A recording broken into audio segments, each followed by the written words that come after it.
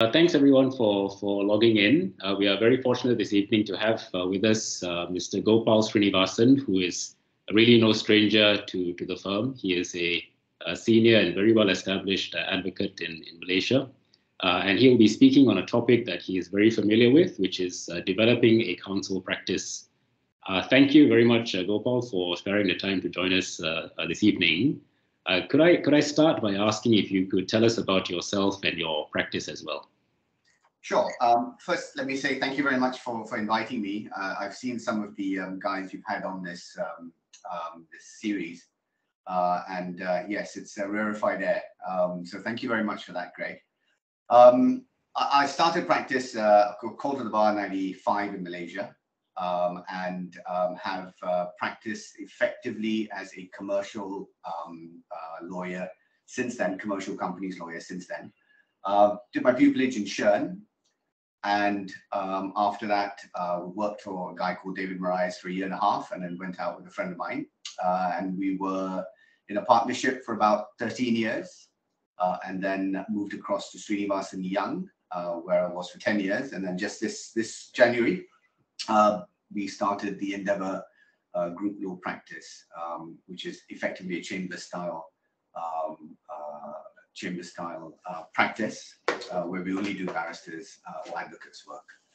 You know, I just should say, having done that commercial work all that time, I did have done one criminal trial, and it was a death penalty trial, and it was the first and the last. I should never do one again. So that's pretty much it. And why Gopal did you decide to become an advocate? I think I was in a generation of people whose parents wanted us to be either doctors, lawyers, or accountants. I wanted to be a historian, but I think law was probably the most attractive of the least attractive options, and I kind of fell into that.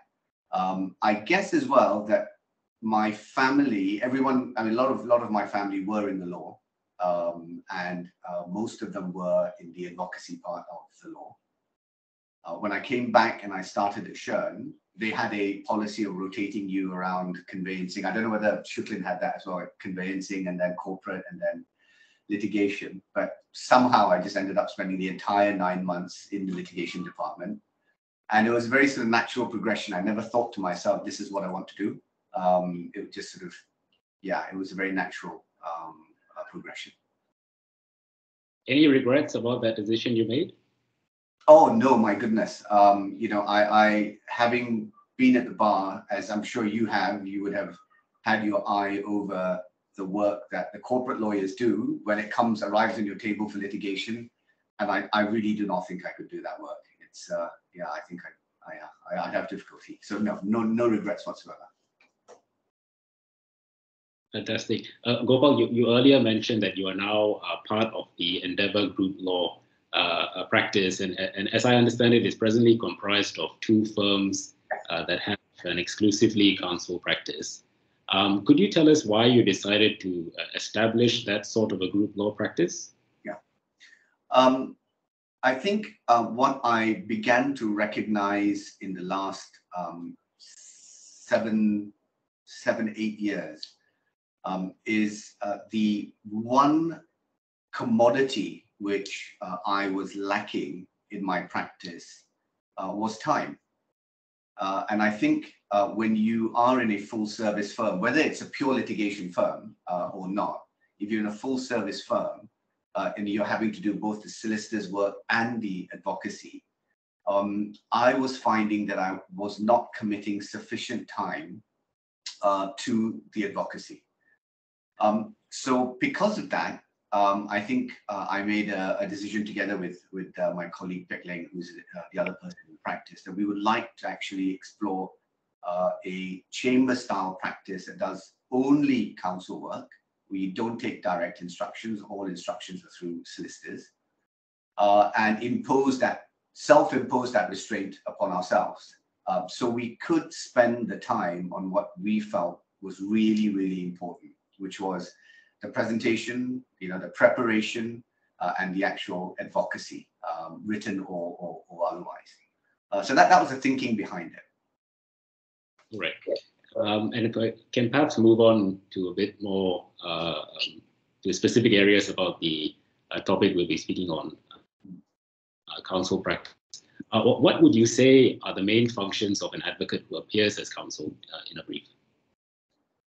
I think that the main three for me are, number one is honesty and integrity. I think it's probably not something that we think about deeply.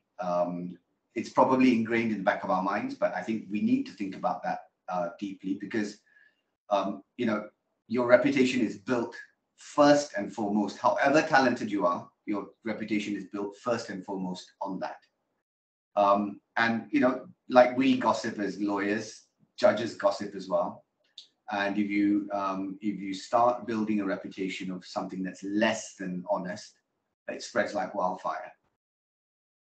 The key points, rather than 20 points, you've got to be able to identify that these three win your case. So it's that sort of clarity. And then I think the third thing is, and this is in equal measure for the bench as it is for your clients and your solicitors, is that you've just got to deliver. And I think you are only as good as the last case you argued.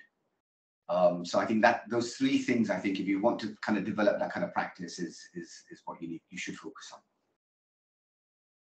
Sure. Yeah, you touched on this a moment ago. Are there any functions related to solicitor work that overlap with counsel work? And if so, could you tell us what they are? Yeah, I think in my experience in the last 8 months has been that if you are disciplined enough, they do not overlap.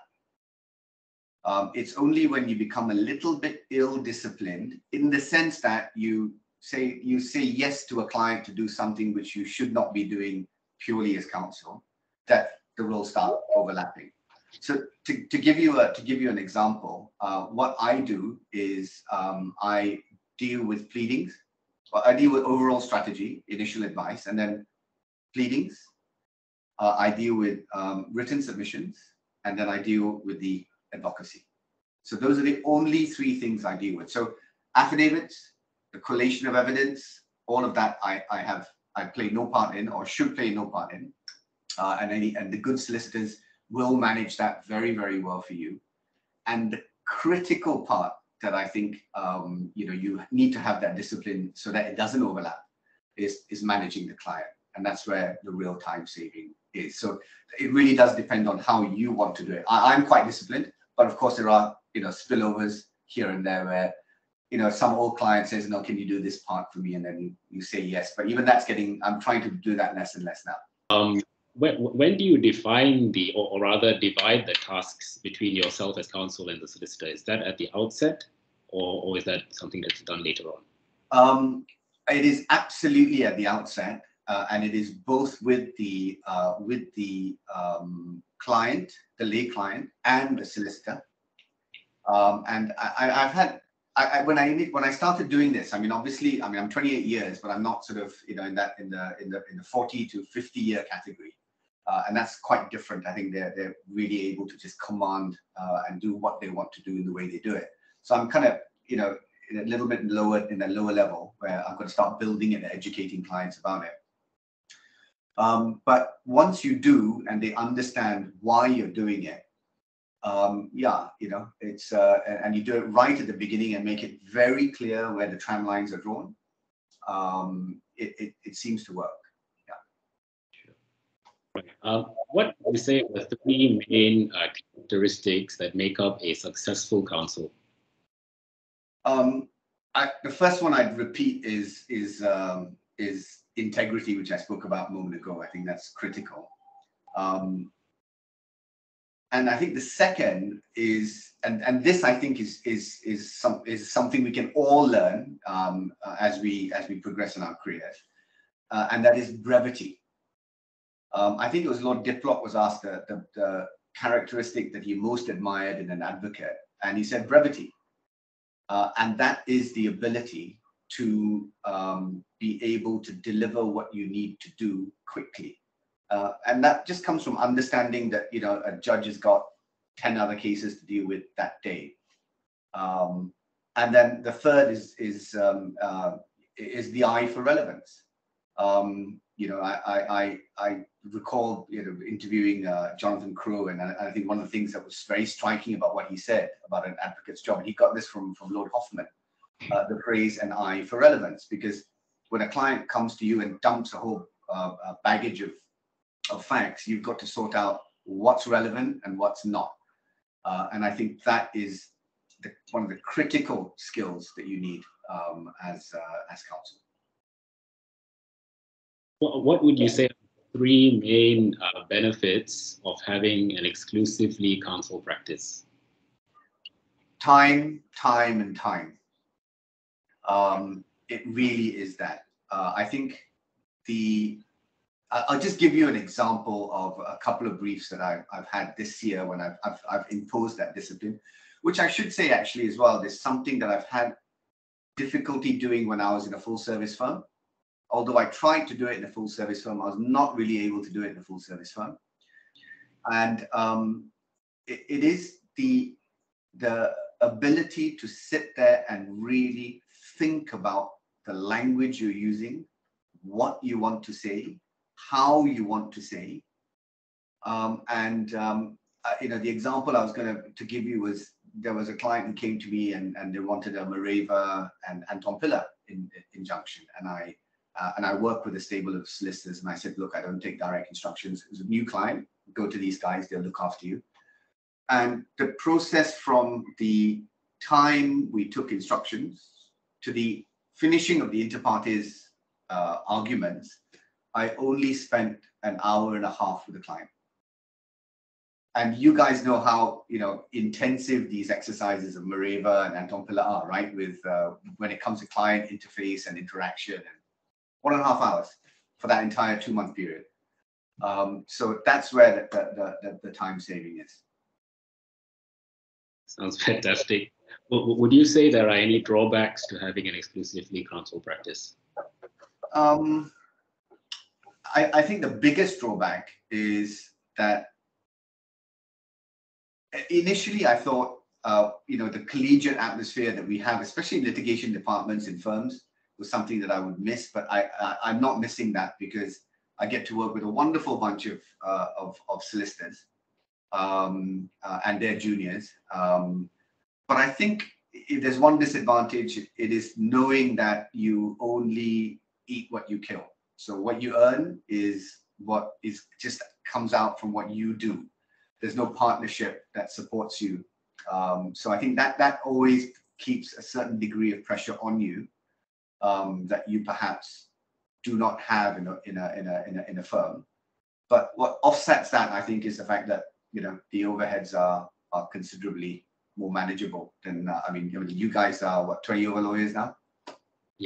Yeah. So I think that's sort of the counterbalance. But I think that's the main thing that sort of sits in the back of your mind. Sure.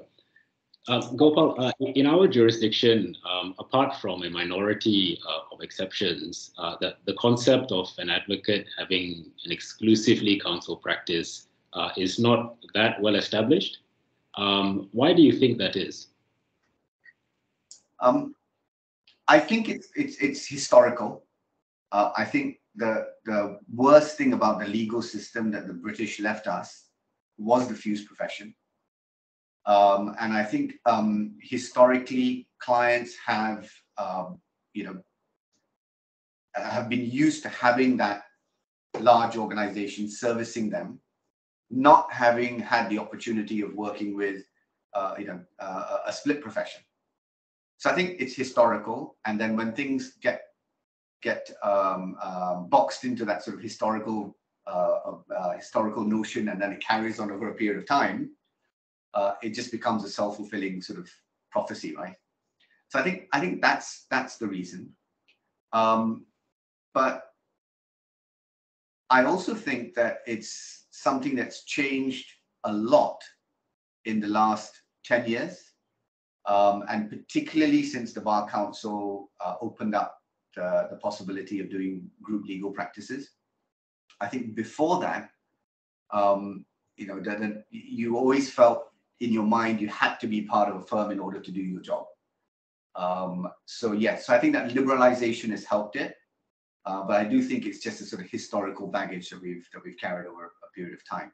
That said, what you do find in the bigger firms, in the medium-sized firms like yours, is that you do find that people gravitate towards that particular area and then end up sort of doing that and that alone. So if you take, you know, Dato' Cyrus, and when he was in Shuklin, or Cecil or Tommy in their firms, they just naturally gravitated over a period of time to only doing that kind of work.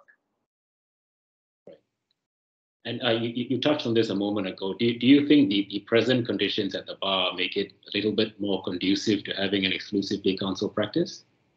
I do. I think the development of the group legal practice is a wonderful thing. I wish it were you could have more firms. At the moment, I think it's a maximum of five individual practices. I wish it could be unlimited. And I do think it's given a massive opportunity to lawyers who would otherwise maybe lack a little bit of confidence to do something like this, to actually do it, knowing that their overheads are shared, the facilities are shared. So yes, absolutely, Greg. I think it certainly has spurred that on, and I think you've got friends of yours. I've got friends of mine who in the last 2-3 years have done exactly that. Sure. Now, Gopal, in our jurisdiction at least, it is a widely held belief that only advocates that are senior are able to establish an exclusively counsel practice. Do you share that view? I think it depends on what you mean by a counsel practice. I think if we look at it in its traditional sense of the guys who are 30 years and above, then I think that used to be the model, that it's only above a certain level that you can actually have this type of practice. But I think it's changing. I think the landscape has changed considerably, largely because of the creation of GLPs, and I think it's changed in this way, that what we now have in the market for counsel is not just the advocate on the day, but now also there is a junior segment who fulfill two tasks. One is the traditional junior that you find from a chambers practice in London, for example. And then they also fulfill the task of arguing smaller cases on their own. So there is that sort of meat in the middle that not a lot of people have quite seen, but is ripe for growth. So give you an example. I received instructions from solicitors, and some of them are extremely good, and I can work directly with them and get my job done without any problem, and with great joy, in fact, and efficiency. But there are some solicitors who come to you who are not maybe familiar with litigation. They've got a litigation brief, but they don't quite know what to do with it, and they come to you. And in those circumstances, it's difficult because you've got this firm who are not used to doing the kind of work that you need done, and that's where this middle rung comes in. And they are the 2 to 5 year advocates, 2 to maybe 7-8 year advocates. And what I do is, if I have a solicitor like that, I bring one of these guys in as my junior, and they manage the solicitors. They worked with me before, and so they know how I work, and I'm very comfortable working with them, very accurate with their work. And so then we work in that system. So if you look at how there are more and more GLPs opening with people at my vintage who are developing a counsel practice, say, just take Ranjit and Yo, for example, all of us need that middle section. So the answer to your question, it was a lot. I'm sorry, it's a very long answer. When I said brevity was key, but yeah, but the end result is that it is changing. So the traditional model is no longer the model that will continue, I think. And just to as a follow up to that, the kind of middle rank junior counsel bracket that you spoke of. Yeah. Would their functions be purely managing the solicitors, or would they also have the opportunity of arguing certain parts of the brief themselves? Yeah, my attitude to that, and then I think those that sort of middle rung I'm talking about, they some of them keep a solicitor's practice as well. Sure. But if you help them develop the confidence that they can actually do a counsel's practice, and what you hope when you work with them is that they start developing percentage-wise, doing more advocacy than they are doing solicitors' work. And my practice with them is always, if I can cut a part of the brief for them to argue, or for them to cross-examine, or for them to lead evidence, I absolutely do. I think it's critical for them to get on their feet. It's critical for judges to start recognizing them. So that's how I practice. And I think that's different from the way it used to be done back in the day. Back in the day, judges hated it if they had to listen to two voices. But now they're very different. And there's so many competent guys in that bracket. And yeah, so that's how I enjoy doing it, at least. Now, what are the main ways a junior advocate could begin to develop a counsel practice? I think I think we have to look at it in terms of lawyers who are in firms like yours or bigger firms, and lawyers who are in GLPs and practicing on their own. So taking lawyers who are in firms like yours, a full service litigation outfit, I think the key is to get on your feet as quickly as possible, which means asking the people that you work with to take one argument or take one witness. The second thing is, I think, to see if you have opportunities to work with people outside your firm who might have that type of counsel practice. It may be that you need to tell your bosses that, look, I need a couple of days off just to go and do this. And most firms will say, look, if you're going to learn, go ahead, right? And that's what it's all about. And then the third thing I think is watch. So whether it's a Supreme Court website, whether it's your opponent, whether it's somebody else who's submitting before you, and just learn and develop that kind of skill.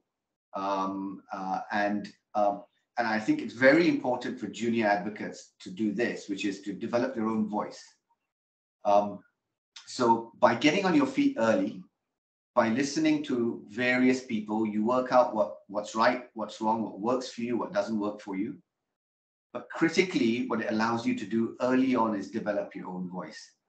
And what I mean by that is that in advocacy, if you sound or try to sound like someone else, it's inauthentic. If you develop your own voice, which is your own style, your own pace, the way you frame an argument, the language you use, it stands out because it's different. So that is something I think you develop by doing the things that I just mentioned. So yeah, that's how I would do it. Sure. Do you think marketing or starting to market yourself as an advocate who is interested in developing a counsel practice is a good idea? And by that, maybe approaching a firm of solicitor or a small firm that's just started out, do you think approaching it in that way could help in developing one's counsel practice? Absolutely. I think there are lots of firms out there. I have a very bourgeois attitude to approaching people and saying, "Give me work," but it's got to be done. That's the way it's done nowadays. But yes, I think there are a lot of small firms who are out there who do need help. And the way to do it as well is, if they haven't got the budget for it, doesn't matter. Do it for free, but you're cutting your teeth, right? But yeah, absolutely. So start looking for those little briefs here, the little briefs there, putting your name about that this is the kind of work you want to do, you want to be on your feet, and it will find you. It will ultimately find you. Now, Gopal, a thing that often happens here is that the lay client would prefer a more senior advocate to appear as lead counsel on a brief. What do you think are the ways around this for junior advocates who are looking to get more exposure as lead counsel in briefs? I think it really depends on the generosity of your leader. I think that's what it comes down to. The generosity of your leader and the confidence that they have in you. Now, in the UK, in the old days, I think it's changed slightly now, but maybe not as much. It used to be the case that if you were junior on a brief, if your leader got run over at 10 a.m., you started the case at 10 past 10. That was the rule. And I mean, they used to do this in murder cases as well, right? We sadly are not prepared that way anymore. I think juniors tend to they work very hard, but they don't have the mindset that, if something goes wrong, I've got to be on my feet. So I think if your leaders believe that that's how you prepare a case, they will cut you some time, some airtime. And once they do, and then they start having that confidence, what generous leaders always do is to say, actually, you don't need me. Right? This guy is more than capable of doing it. You don't need me. So start working that way, where your leader knows that, look, anything happens, this guy can run it. The moment that happens, they've seen you on your feet a couple of times. They see your confidence. They see the confidence the judge has in you. It just naturally develops from there. Sure. I just had one last question. When would you say a junior advocate,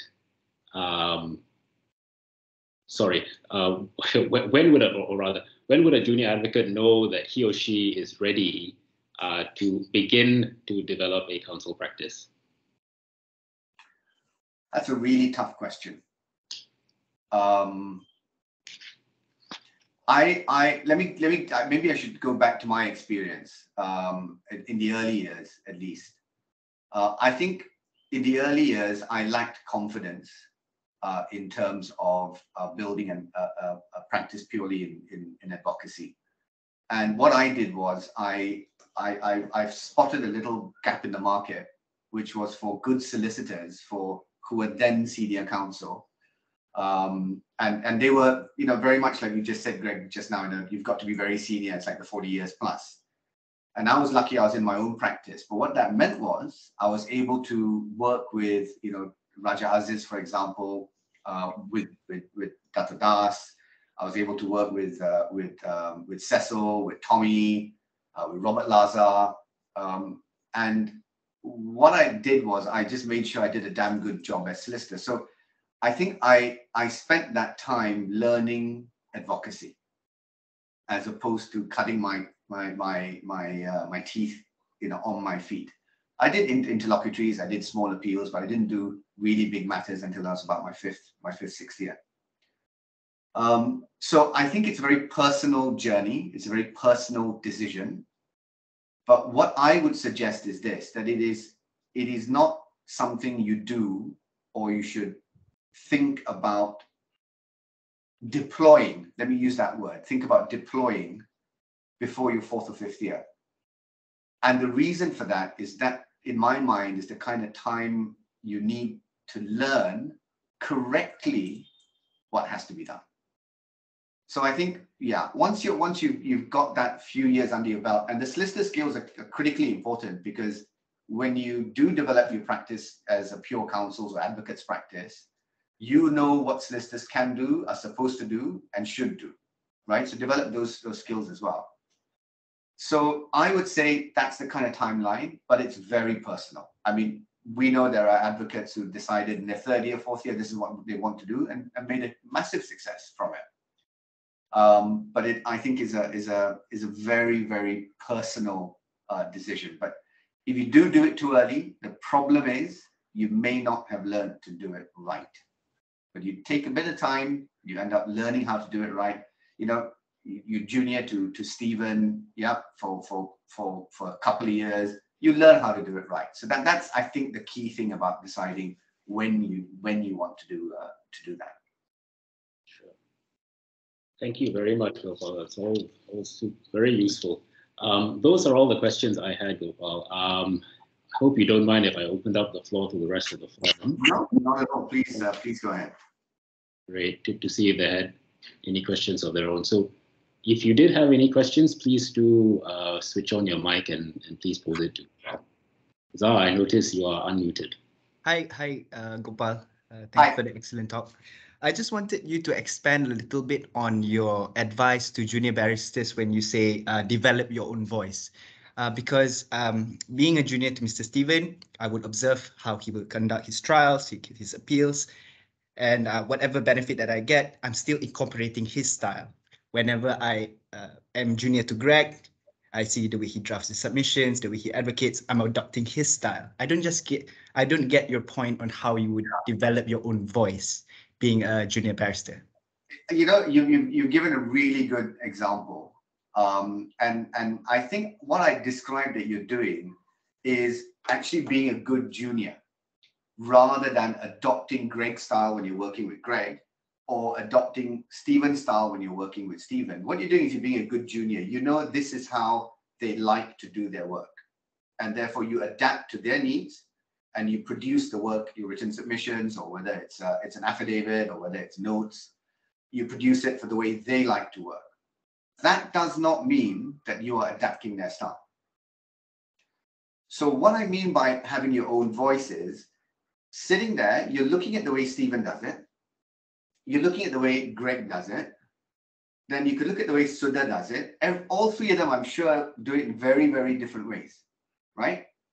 So developing your own voice is saying, okay, I like how Sudha does this. Stephen does it differently, but I think Sudha's one works better for me. Then let's say written submissions, the first intro paragraphs. Stephen does it this way. I like the way he does that intro better than the way Greg does it. So that might work better for me. So you're sort of, you know, pulling little bits out of everyone you work with and deciding what works for you. So that's what I mean about developing your own voice. And it also means that, you know, if you watching your opponent and you're watching people who are submitting in, you know, before you in court, learn from them as well.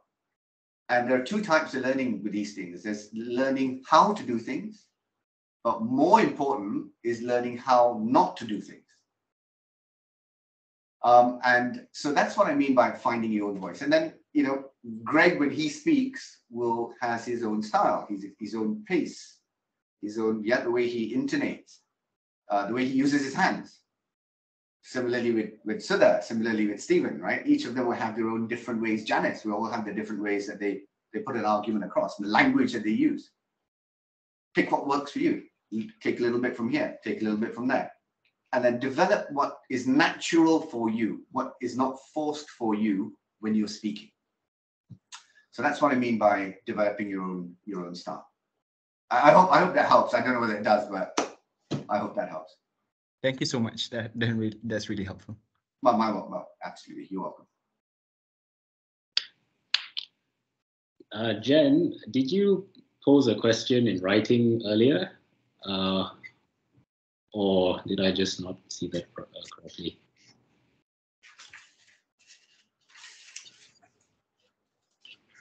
Anyway, thanks. Does anyone else have any questions for Gopal?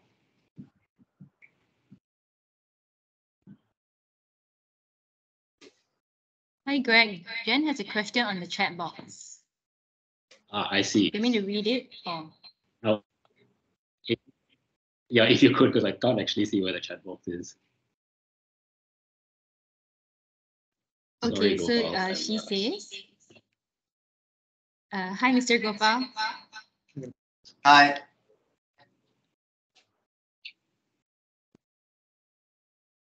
Thank you for taking the time to speak with us. Sorry, I can't turn on my mic and camera because I'm using a desktop. I was wondering, how do you manage or handle solicitors that may not be assisting enough or are themselves not familiar with the process of litigation, etc.? It happens at different levels. So let me take the appellate level first. So you do get solicitors who sometimes come to you and they've done the trial and they come to you with a record of appeal and say, can you do the appeal? And they may not be wholly familiar with the process. But with appeals, it's a lot easier because there's not much you can change. The record is the record, and that's what you have to work with. So really what you need to do is after you've read the record is get very clear in your mind what are the points you have for your appeal. As I say, the brevity is important. You just take your key points. So you don't really need that much assistance from solicitors to do that. And I tend to draft my submissions myself.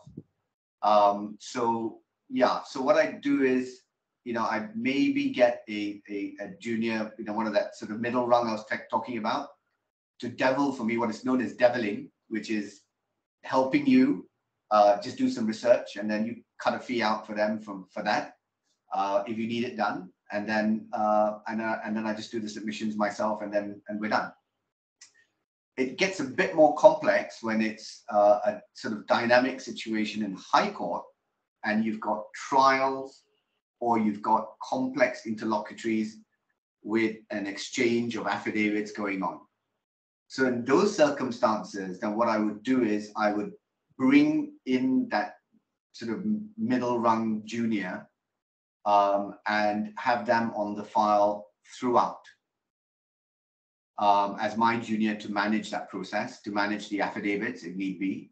My approach to affidavits has changed over the years, as I'm sure many aspects of my practice have.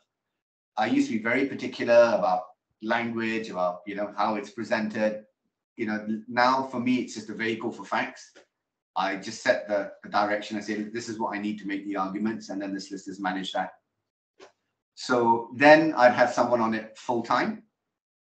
But yeah, so the high court and trial work tends to be where it gets a little bit more complex if you do have solicitors who are who are not used to the environment we work in. Okay, thank you so much, Mr. Gopal. Most welcome. Hi, Gopal. David here. Hi, David. Thanks for taking the time today. I just wanted to ask about situations where you appear for a hearing and your opposing counsel turns up with a speaking note, or I know you previously said you can't speak back to it. Where the opponent has they've completely changed tack, or approach from the written submissions. How do you deal with responding to a situation like that? That it's incredibly difficult, and I think all of us go through that, right, David? We've all been on the receiving end of that. For me, I think if I get something that's a couple of days, 2-3 days before, I just deal with it. I mean, at the end of the day, the facts are the facts and the law is the law. You should be able to deal with it. I think where it becomes difficult is when it happens on the morning. Thus far, I have to say, I've not had to ask for time to deal with a new note, but I would say that if it was so, deviated so much from the written submission that you are dealing with, then you've got to ask for time. And I think generally speaking, courts will give you that time if you've been sort of ambushed in that way. But listen, I can tell you at the same time that there are, these I've had speaking notes from opponents. I don't use them. I don't like them because I like to formulate my arguments when I write my submission. When you get my submission, that's what I've written, right? So when there are some written speaking notes that I've got that I've found incredibly useful to the judges and to me, because it gives a great degree of clarity in terms of what they're trying to say, which the original written submission may not have. So in some ways, it can actually be useful to you. But in other ways, you're right. If they change tack completely, then it becomes very, very difficult to deal with.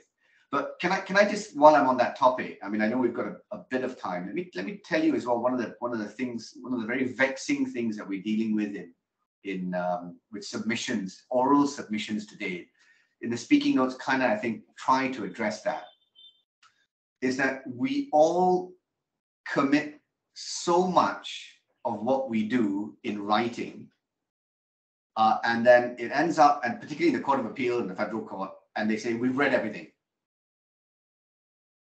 And the question that I have been really I'm wrestling with is, what is there usefully that I can say that's not in my written submission?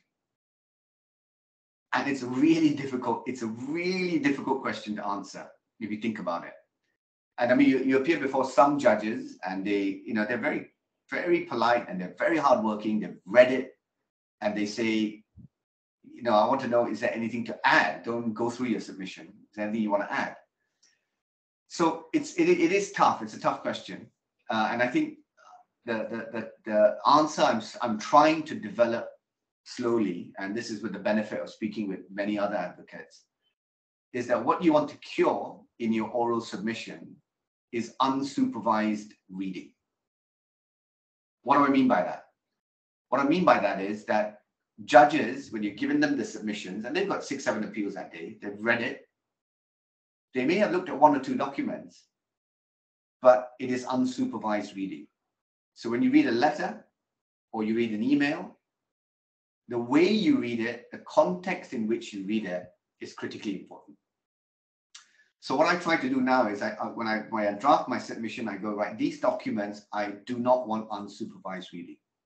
So when I begin my oral argument, I very, very clearly say that I want to just deal with these 4 documents, and this is the reason why. So I'm slowly developing that way. I don't know whether it's the right thing to do yet, but it is one of the most vexing questions, I think, for all advocates today. Thanks, Gopal. Thanks very much. Very helpful. Thanks very much, Gopal. I think, Gopal, if nobody else has any questions, further questions for you, perhaps we can end the session there. Is that all right? Sure, absolutely. Yeah, thank you very much again, Greg, for the invitation. And I've enjoyed doing it, and I hope it's been useful. Well, yeah, it really has a lot of useful and insightful views. Thank you so much, Gopal. My pleasure.